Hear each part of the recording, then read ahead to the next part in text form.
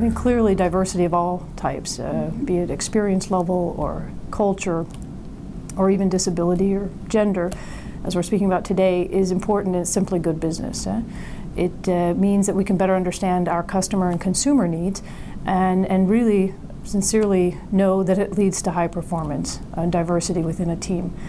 If you look at the efforts within Cargill, we do have ambitions around diversity, as I mentioned, in a number of areas, but a heavy focus on inclusion. So creating the right environment so that people feel comfortable speaking their opinions and having a different opinion. And it's through that inclusiveness that we're looking to enable more diversity within the organization. So fundamentally, it's the right thing to do, and it's good for business and good for performance.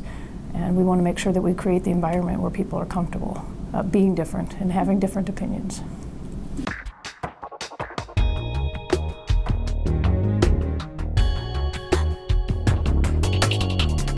As a senior woman in the ag food industry, I think it's, as I said, very important for high performance and for good business.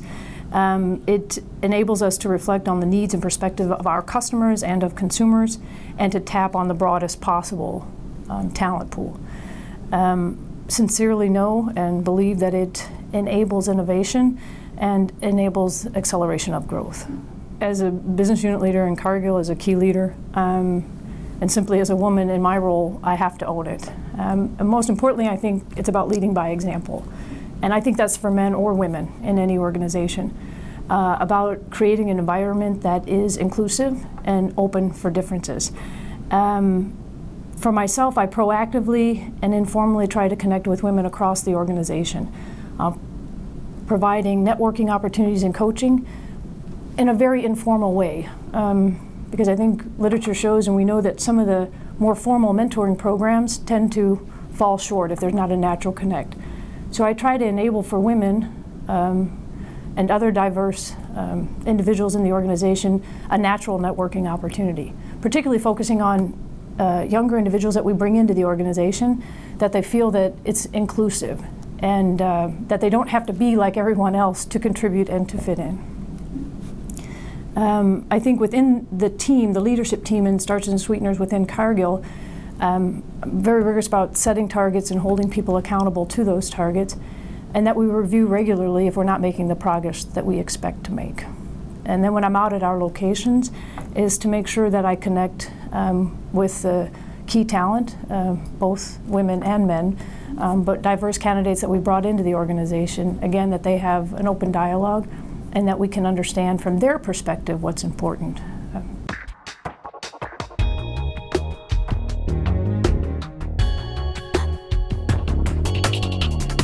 I think that I reflected a lot in preparing for this discussion today. And this article, the Catalyst Report on Engaging Men, What Change Agents Need to Know. And I have to say, if I look back at my own development and my career over time, there were a lot of key men, men as champions for true diversity, that made the difference.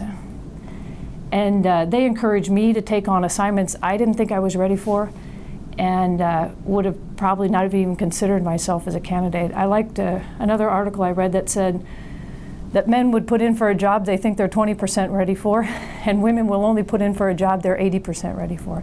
And I looked back at my career and thought, the times I did that, it was because somebody encouraged me to really give me the support and the encouragement to take on. And so although I have run into resistance, I would say I've been very fortunate to be surrounded by also people that were the champions. When it comes to resistance, I think the most important thing is that we create an environment that's open for the dialogue. So if somebody's willing to say that they feel there's an inequality being created by our diversity efforts, at least by them being comfortable to say they feel that, then we can have a dialogue and talk about what are their concerns and what are the facts. And that's what I consider so important, is that we don't shoot the messenger when they ask the question, but that we encourage the dialogue by listening to their concerns and then addressing some of their fears. I think in the Catalyst article, they referred to lack of champions being related to apathy, fear, or what they refer to as ignorance, but I would prefer a lack of knowledge. And I think by looking at it that perspective and trying to take a holistic approach to inclusion, you can address those concerns. One of my favorite stories is I worked in operations in Germany. I was the only female and the only foreigner at that time.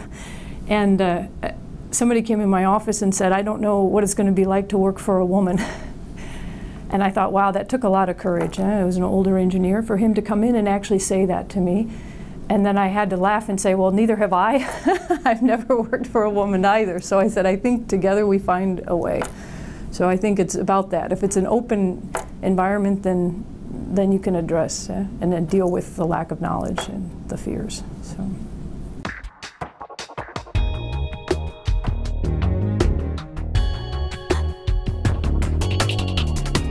I think it's comes back again to the inclusion and creating an environment where people are comfortable enough to say they're uncomfortable.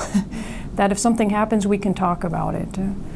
And I think it's really about, I mean, no one likes inequality, but there's a lot of lack of awareness about what that means. And I think being able to have an open dialogue and creating an environment of inclusion is really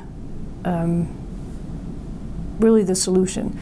But I would also say it's not easy. I'm faced with challenges all the time, but I think we have to be open with our organizations and with and hold our leaders accountable to championing and enabling the change.